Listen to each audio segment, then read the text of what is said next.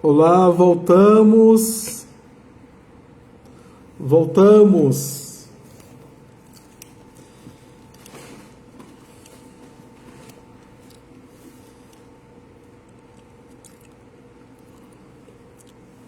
Deixa eu avisar.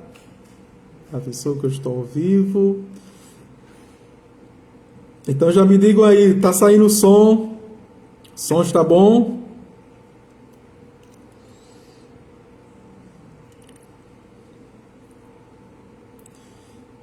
Me dê um retorno. Sim, ok, obrigado.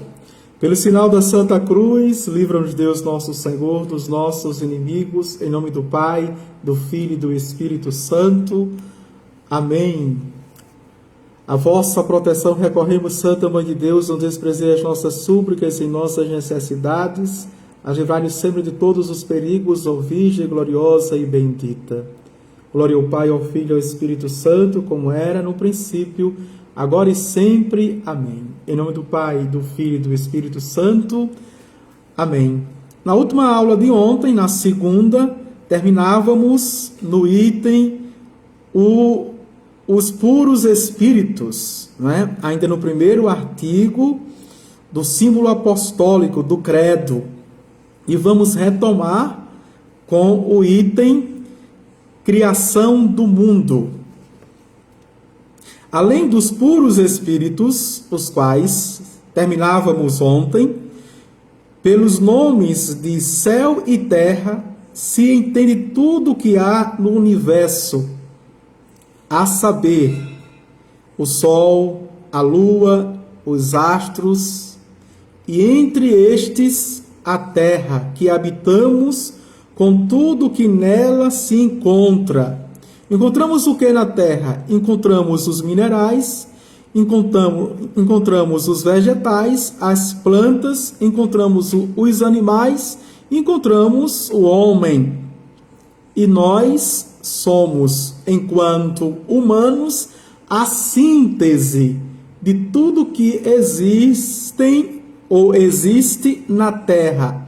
Em nós tem o mineral, em nós existe o vegetal, em nós existe o animal, haja vista que somos chamados animais racionais, e em nós existe a nossa essência, não é? Enquanto humano, na ordem natural, homens e mulheres, pessoas,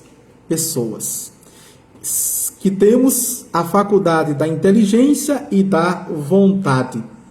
A história da criação temos-la no primeiro livro da Escritura, não é? Chamado Gênesis, que quer dizer princípio, que quer dizer início, porque precisamente também dá a origem de todas as coisas.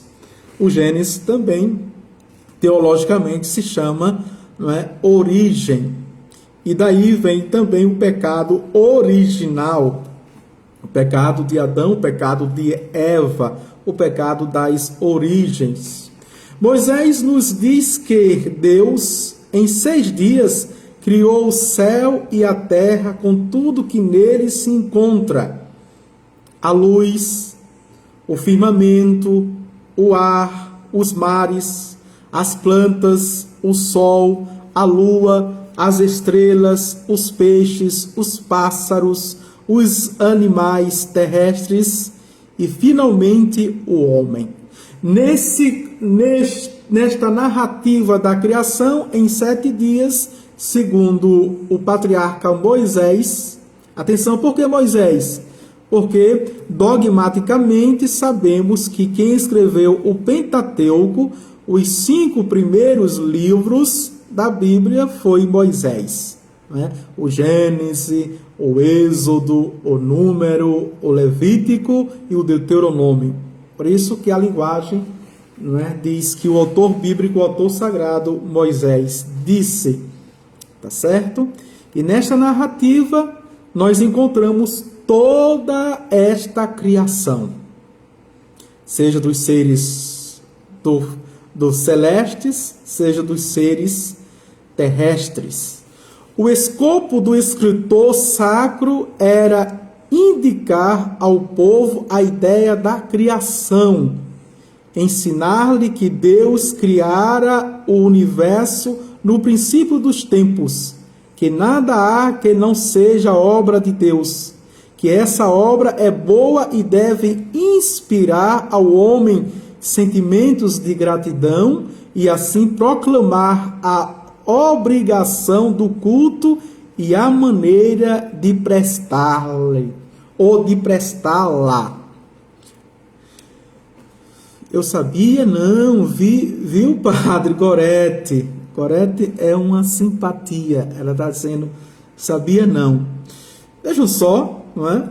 Diante disso, eu abro um parêntese para dizer que a nossa primeira oração da manhã, ao despertarmos, veja, seria a oração de gratidão. A oração de gratidão pela criação e pela vida. E a sua vida. Não é?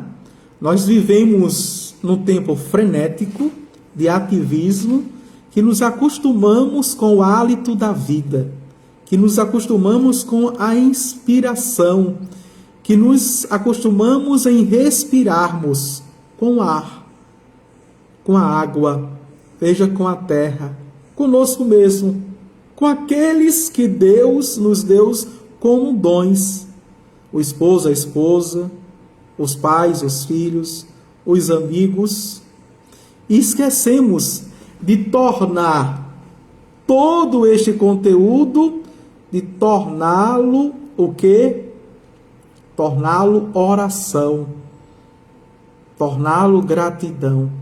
Obrigado, Senhor, por este dia, ou seja, essa sexta-feira, 8, né?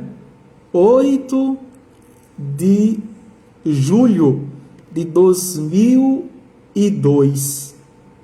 Obrigado, porque estou vivo, tu me concedes mais um dia de vida, com saúde ou doente, certo? Com problemas ou sem problemas, mas está vivo. Estar vivo é a possibilidade de crescer cada vez mais. Estar vivo é a possibilidade de melhorar cada vez mais. Estar vivo é a possibilidade, veja, de contar com a graça de Deus e a possibilidade de me responsabilizar com o seu reino, que é o reino sempre de amor. Lembremos que quando, ao final de tudo isso, do 7º dia, que Moisés diz que ele descansou, mas antes de descansar, ele viu que tudo era bom. Tudo era bom, o que ele criou. E ao criar a última criatura, não é? Que somos nós, ele viu que era muito bom. Você diz a você mesmo no espelho, eu sou uma coisa, no sentido filosófico, eu sou uma coisa muito boa. Eu sou uma pessoa muito boa. Eu sou alguém muito bom. Porque não foi você que disse isso. Foi o próprio Criador.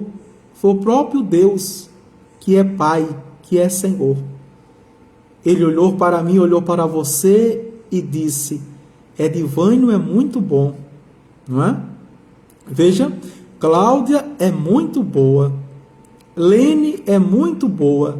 Dani é muito boa. Gorete é muito boa. Edinalva é muito boa. Josilda é muito boa. Só para citar alguns nomes que eu estou vendo por aqui. Aldilane é muito boa. No particular, mas no universal. Não vamos perder de vista este primeiro elogio.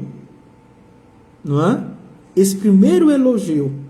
Aqui não tem coach que supere, não tem autoajuda que supere, não tem terapia que supere, não existe análise que supere, psiquiatria que supere Você já foi criado muito bom. E os problemas, as dificuldades, atenção, não é? As pessoas que infelizmente existem, que não se sabe, porque não acreditam em Deus, ou são indiferentes, que não se sabe que foi criado para ser boas, para ser bom, para melhorar cada vez mais, não é? E trazer esse superlativo no qualitativo, não é? Muito bom. Isso é um escândalo de maravilhamento, não é? Isso é um escândalo de prodígio. Por quê? Porque foi o próprio Deus que se admirou com a sua criação. Foi o próprio Criador que olhou para a sua criação e disse, é muito boa, não é? Foi um autoelogio, veja, e foi Deus, mas ele elogiou a sua criatura. Então temos que contar com isso, tá certo? Temos que contar e temos que lembrar diante dos aperreios, diante das perdas, diante dos problemas, das dificuldades, das nossas agonias, dos nossos desejos, dos nossos desequilíbrios, temos que contar com isso. Eu sou bom, eu sou muito bom. As outras criações, ele disse, são boas, mas a mim ele disse, ele não mandou recado, ele me disse, eu sou muito bom. Vamos nos convencer disso e fazer disso uma oração, não é? Mas com muita simplicidade, com muita humildade, porque não vem de mim, vem dele. Foi ele que colocou em mim todas essas potencialidades, todas essas qualidades, todas essas virtudes. E eu não posso me perder jamais. Não posso deixar com que a depressão, os transtornos, veja, as pessoas maliciosas, as pessoas mais, infelizmente, me influenciem do contrário. Vamos avante? Fecha parênteses, tá certo? Só abrir um parênteses para levantar o nosso astral. Não estamos, pois, diante de tratado rigorosamente científico, mas diante de narração histórica popular, que é a do Gênesis. Nessa narração há duas verdades de fé. Atenção, se quiser anotar, as duas verdades de fé na narrativa do Gênesis, da criação, portanto, que Deus criou o céu e a terra, todas as coisas visíveis e invisíveis. Não é? Paremos aqui para... Então, todas as coisas visíveis que já elencamos. Os firmamentos, vamos a partir dos firmamentos. Quais são os firmamentos? E quantos são? A primeira pergunta de catequese. Quantos são os firmamentos? E quais são? Pode colocar aí, se você já tem, não é? Já tem a resposta, se você já sabe. Vamos para a segunda verdade. Que Deus criou o homem à sua imagem e semelhança. Goretti colocou aí. Desse homem, chamado Adão, formou a mulher. E desses dois primeiros pais, descenderam todos os homens que hoje povoam a terra. As duas verdades, né? E essas duas verdades temos que proclamá-la constantemente para as famílias, em especial as famílias do século 21, quando fala do plano de Deus, a família no plano de Deus. Parece-me que, não é, Lene e Edinalva, é a primeira palestra do ECC, não é? Já na sexta-feira, a família no plano de Deus. E temos que lembrá-las dessas duas verdades. Essas duas verdades. Tá certo? Neste momento. Mas cadê a resposta? Quantos são os firmamentos e quais são? Vocês estão correndo ou não sabem? Esse padre está fazendo cada pergunta e pergunta de catequese, viu? Simples. Vamos avante? Então, para que eu possa continuar, a primeira verdade é que ele criou o céu e a terra e as coisas visíveis e invisíveis. Nas coisas visíveis eu já fiz a pergunta. Nas coisas invisíveis, que coisas invisíveis são estas? Quais são as coisas invisíveis? Qual é o mundo invisível? As criaturas invisíveis que nosso Senhor criou. Que, pasme, viu? É incomparavelmente maior do que as coisas visíveis. As coisas visíveis, certo?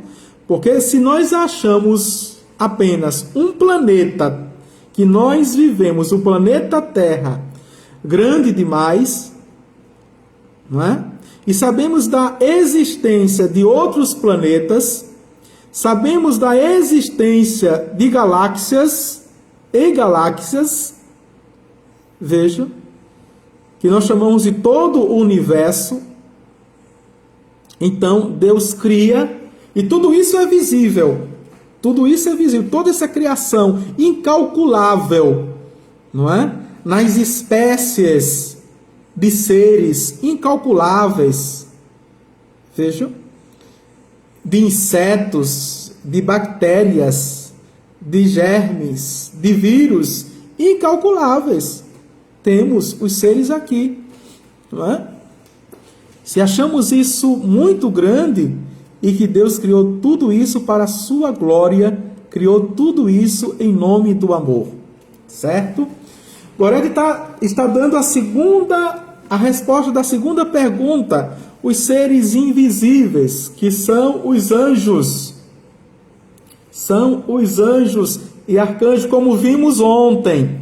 Não é, Marlene Santos? Vimos ontem os 9 coros. Vimos ontem, tá certo? Mas a primeira pergunta vocês ainda não deram, eu vou ter que dar para dar continuidade à aula. Então, o firmamento celeste, lembremos que nos primeiros versículos do primeiro capítulo do Gênesis diz o quê? Que tudo era caos, tudo era informe. O Senhor envia o Espírito Santo em forma de pomba que paira e tudo se forma cosmo, harmonia. E aí dá para distinguir os firmamentos que ele faz. O firmamento celeste, o firmamento terrestre e o firmamento dos mares. Temos isto muito nítido. Sabemos já distinguir o que é terra, o que é mar e o que é céu. Veja que resposta simples, né? Vocês estavam pensando que era outra coisa miraculosa. Não, é isso que a gente vê. São chamados de firmamentos, tá certo? E que por ser tão grande, imensamente grande, nós pensamos que são infinitos, mas são finitos. São finitos. Basta sair da terra que você percebe que o céu, esse céu que a gente vê, é infinito. Aliás, é finito. Basta sair que o mar não é imenso, mas é infinito. A terra é tão grande mas é finita. Tá certo? Somente o mundo invisível, que é o mundo infinito. Infinito. Mas também é um mundo criado por Deus, como vimos ontem. Vamos avante. Quanto ao mais, a igreja deixa ampla liberdade de interpretação. Os 6 dias podem ser entendidos como 6 épocas. Vejam, isso aqui vocês não sabiam, né? São os padres da igreja. Por isso que a igreja deixa, não é dogmático, a igreja deixa aberto. Mas os padres da igreja já interpretaram assim. Isso chama Midrash, tá certo? Pode ser comparado com 6 épocas. Avante. 6 épocas indeterminadas, mais ou menos longas, durante as quais o universo criado por Deus se veio transformando sucessivamente até a organização da terra, para ser esta a morada do homem. 6 épocas. Por isso, veja que quando, e aqui a gente vai um pouquinho, né? Não quero entrar no mérito do Big Bang, não é? Da grande explosão, se o homem, veja, do evolucionismo, se o homem nasceu da ameba ou nasceu do chimpanzé, do macaco, não é? Não quero entrar nesses méritos científicos, que a gente já conhece as teorias, mas eu acredito na criação, certo? Criacionismo. Mas tem essa interpretação que foi criado, o mundo foi se formando enquanto conjuntura civilizatória, enquanto conjuntura cívica. Tanto é que quando Caim matou Abel, não é? Foi marcado para que ninguém fizesse mal a ele. A primeira coisa, a primeira desconfiança. Ora, se só existia Adão e Eva, depois o casal teve Abel, teve Caim e teve um filho chamado terceiro, chamado Sem. Não é? Sem morre, Caim mata Abel e só fica Caim. Ele é marcado para ninguém fazer mal a ele. Ora, só restavam os pais. Os pais não iam fazer mal a Caim, não é? E quando ele chega lá na frente, encontra uma civilização. Dá para entender? Encontra outros povos. Quer dizer, Deus, Adão, não é? E Eva representa a humanidade. Representa a humanidade. Por isso que a palavra Adão quer dizer pai dos viventes. A palavra Eva quer dizer mãe dos viventes. Representa uma civilização humana. Tá certo? Deus não cria apenas uma pessoa. E quando esse casal tem filho, quer dizer a família. Escolhe uma família como modelo para todas as famílias, não é? E que esta família, se a gente entra nesse mérito de exemplo e de modelo, essa família não foi nada muito exemplar, não é? Porque o primeiro genocídio aconteceu nesta família. O irmão mata o outro, tá certo? E que nós vimos que o casal discute, não é? O casal discute, se desentende, não assume as suas responsabilidades. Quando o Deus procura o casal e eles estão escondidos por trás da árvore, e Deus pergunta a Caim por que ele está escondido, porque está nu, e quem diz que está nu, não é? E ele culpa Eva. Foi a mulher que tu me deste, não é? E Eva, quando é interrogada, diz, foi a serpente. Que é a serpente. Um vai iludindo o outro, enganando o outro, tá certo? Vamos avante, somente para vocês entenderem esta parte. Como está organizada a criação e a terra. Pondo em confronto o que é de fé no ensino da igreja e os dados certos da ciência, conclui-se que nenhum conflito pode haver entre o ensino da ciência e o ensino da fé. Os pretensos contrastes nascem, geralmente, ou de não serem entendidos e expostos os dogmas da fé segundo a mente da Igreja, ou de se ter como ditames racionais e científicos opiniões errôneas. Quem diz isso é o Concílio Vaticano, não é? Segundo, no capítulo 4 da fé e da razão, sobre a fé e a razão. O fim da criação, vamos ver aqui o fim da criação, esse item. Todo ser inteligente e livre opera sempre por certo fim. Que fim se propôs Deus na criação? Podemos considerar um fim primário e absoluto e um fim secundário e condicionado. Então, o fim da criação, dividido em duas partes, o fim primário e absoluto, não é? E o fim secundário e condicionado. Vamos ver primeiro o fim primário e absoluto da criação e a glória externa de Deus. Não é? O fim aqui, atenção, não é o final, tá certo? Não é o fim do mundo, não. Não é o apocalipse, não é o anticristo. O fim aqui é de finalidade. Para que Deus criou? Dá para entender?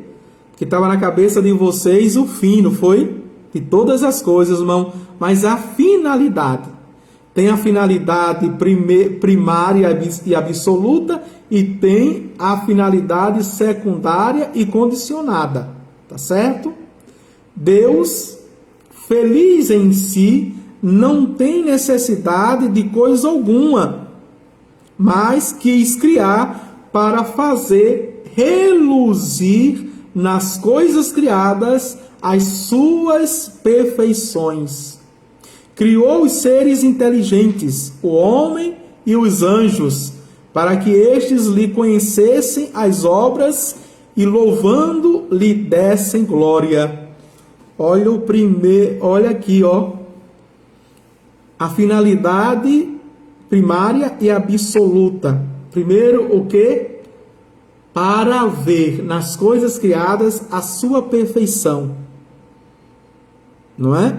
Assim como ele criou, e criou em épocas longas, não é? E as coisas foram sendo perfeitos, ou seja, aperfeiçoadas, assim também somos nós. Na nossa trajetória, na nossa existência, na nossa jornada, na nossa caminhada. O que é perfeição? É perfeito. Ou seja, eu vou me aperfeiçoando enquanto eu vou existindo, com a graça de Deus em mim. Dentro dessa finalidade primária tem que ele criou tudo para a sua glória, para o seu louvor. Mesmo sem precisar, como diz o quarto prefácio do Tempo Comum, sem precisar dos nossos louvores, tu nos dás a graça de te louvar. É maravilhoso isso, né? E poético. Vamos ver a finalidade secundária e condicionada da criação dos seres inteligentes e livres. Não é? Veja que isso é um atributo relativo de Deus. Vimos ontem. Uma dica, viu? Façam para acompanhar as aulas, façam revisão. Porque sempre a gente vai precisar de elementos da aula anterior para pegar o gancho. Senão a gente fica perdido. O que é liberdade, o que é inteligência, o que é vontade. Tá certo? A gente viu ontem que são atributos. os atributos absolutos, que são 6, os atributos relativos, que são 5. Viram ontem, não foi? Vamos avante. É a felicidade destes, inteligência e liberdade, mas com a condição de que eles queiram consegui-la e façam, nesse sentido, tudo o que for necessário. As criaturas inferiores devem, pois, ajudar os homens a conseguir esse fim, a conseguir esta finalidade. Então, toda a criação, ela está a nosso serviço, como nós somos as criaturas mais excelentes da criação.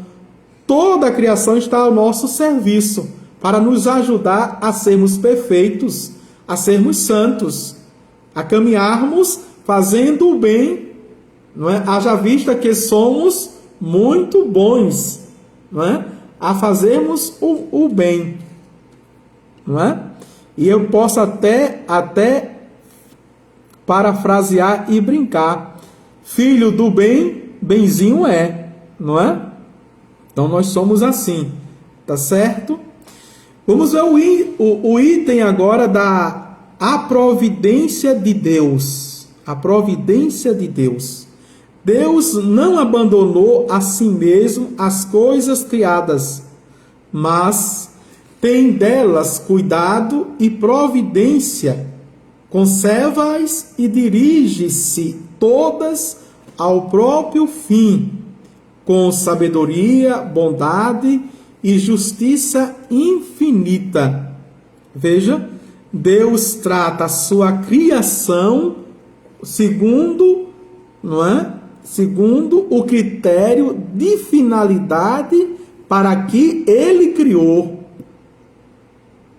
Não é?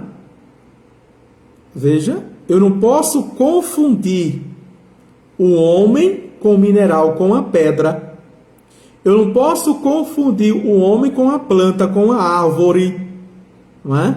Mesmo nessa campanha de meio ambiente, de ecologismos, veja, não é? Da terra, da mãe terra, a pátria mama, não é? Não posso confundir isso. Não é? Eu não posso confundir o homem com o animal. Cada um tem a sua finalidade na criação.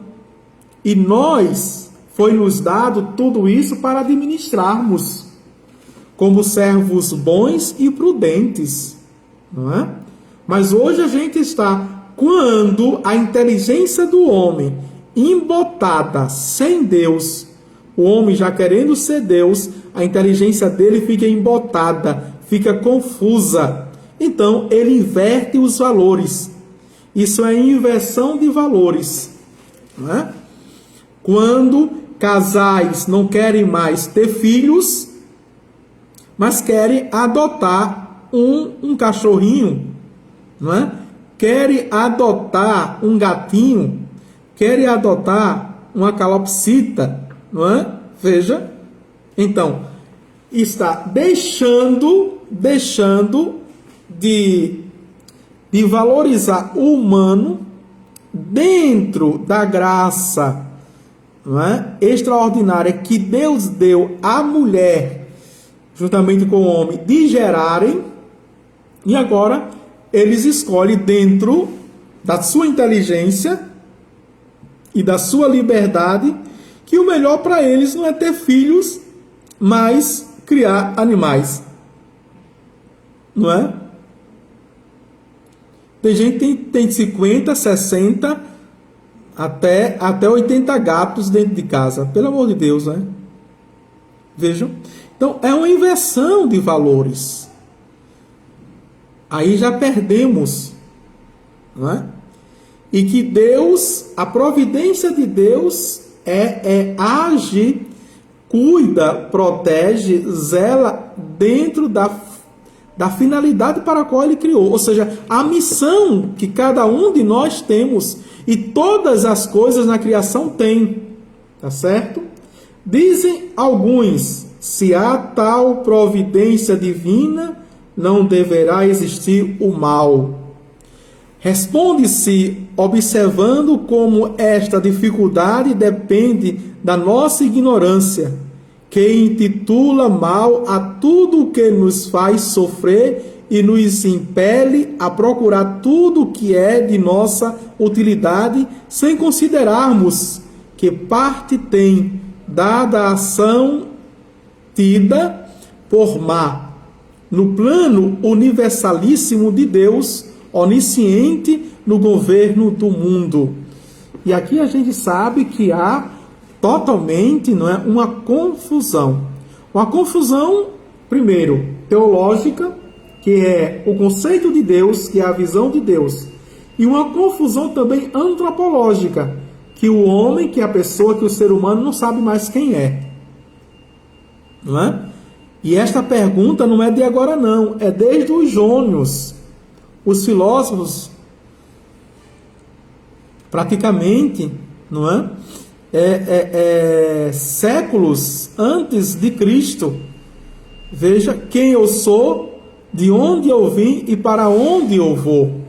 Essas perguntas ainda, infelizmente, apesar do século XXI, de homens tão inteligentes, de gênios na Terra, mas ainda não responderam estas três perguntas. O homem inventou muitas coisas, não criou, não é? Que o homem não tem poder para a criação, só Deus, porque criação é criar do nada. Mas o homem inventou muitas coisas, tanta tecnologia, é ciência de ponta, mas ainda no dado da humanização e da antropologia não deu respostas significativas.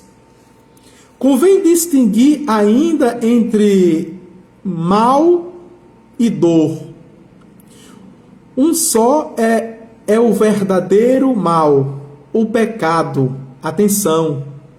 E este o Senhor o tolera para não privar o homem do inestimável dote do livre-arbítrio. Mas também desse mal o Senhor sabe tirar o bem. É justamente isso, veja, o pecado é um mal em si mesmo. Porém, Deus, que ao nos criar, insuflando nas nossas narinas o hálito da vida, nos deu também o livre-arbítrio. E por ser Deus, Ele não tira. Não é? Mas, se Ele permite que este mal nos aconteça, é porque Ele também sabe e pode tirar deste mal um bem superior, como diz o Catecismo da Igreja Católica, o atual. E por isso nada de desespero. O desespero é o inimigo da fé, não é? Da esperança e do amor. Vamos avante. Portanto, veja, se o mal é o pecado, os outros chamam de males, são também e produzem dores. E essas dores são dores físicas. E que males são estes que produzem dores físicas? Vamos ver aqui a fome, o frio, as doenças, não é? As doenças leves e as doenças graves, as doenças psíquicas, emocionais, veja, as doenças espirituais da alma. Mas também existem as dores morais. Atenção, as dores morais, que são aborrecimentos, angústias, aflições, raiva, não é? Ressentimento, mágoa, rancor, o ódio. São dores morais. Consequências do pecado original e dos nossos pecados, ou simplesmente causados pelas nossas imprudências e pela imperfeição das criaturas. Nosso dever é tudo aceitar das mãos amorosas da providência, que somente procura o nosso bem, dirigir com acerto os sofrimentos para adquirirmos o céu e não sentenciar com facilidade, atribuindo os castigos, os sofrimentos do próximo. Atenção aqui, que é muito importante, não é? Isso, a reflexão que este parágrafo ele suscita. Se antes de Cristo o sofrimento não tinha sentido nenhum, não é? Se depois de Cristo ainda a psicologia chama de sadomasoquismo, aqueles que procuram a dor pela dor, aqueles que procuram o sofrimento pelo sofrimento, que é chamado de doença, veja, em Cristo o sofrimento ganha um significado redentor. Em Cristo o sofrimento ganha um significado purificador, não é? Em Cristo o sofrimento nos ajuda a amadurecer enquanto pessoa humana. Nos dá mais bagagem de experiência, de entendimento dentro da nossa própria vida, da nossa existência. Como vamos nos relacionarmos com as coisas e com os outros? O sofrimento. Veja. E é este sofrimento ainda que o Senhor, não é, tem como instrumento de purificação e de santificação. Por isso que se fala na teologia da espiritualidade, na teologia mística, fala de renúncia, fala de sacrifício, fala de mortificações, fala de jejuns, fala de combate, batalha e luta. Tudo isso está aqui com Cristo. Deus amou tanto o mundo que enviou o seu Filho para morrer. E como foi que ele morreu? A gente vê a paixão, que é o sofrimento, e a crucifixão, a morte. Mas a ressurreição. O santo apóstolo diz, se nós não morremos com Cristo, não podemos ressuscitar com ele também. Vamos ver quantos minutos? Opa, 42 minutos. Passa rápido, né? Ou eu falo demais. Tá bem? Então vamos terminar por aqui. E à noite eu volto, não é? Talvez eu volto mais cedo, hoje à noite. Fiquem alerta, tá certo? Que dependendo do tempo, a gente pode fazer 1, 2 aulas. Mas vamos ver, ok? Para a gente concluir esse primeiro artigo, que é bastante denso de conteúdo, mas também, não é, bastante extenso. Terminamos na providência de Deus. Na segunda aula deste dia, vamos dar continuidade com a criação do homem, não é? Vimos nesta aula a criação do mundo, vimos a finalidade desta criação, vimos a providência de Deus. Na próxima aula vamos ver a criação do homem, não é? E vamos ver também a alma, a criação da alma. Vamos entender um pouquinho. E se der tempo, vamos ver dons concedidos ao homem. A partir da criação, quando Deus criou o homem, quais foram os dons que Deus nos deu, nos colocou dentro de nós? E assim vamos caminhando, não é? E na terceira aula, talvez, a gente termine este primeiro artigo. Creio em Deus Pai Todo-Poderoso, Criador do céu e da terra. O Senhor esteja convosco, Ele está no meio de nós. Abençoe-vos Deus Todo-Poderoso, o Pai, e o Filho e o Espírito Santo. Amém. Tchau, tchau. Até a noite, se Deus quiser.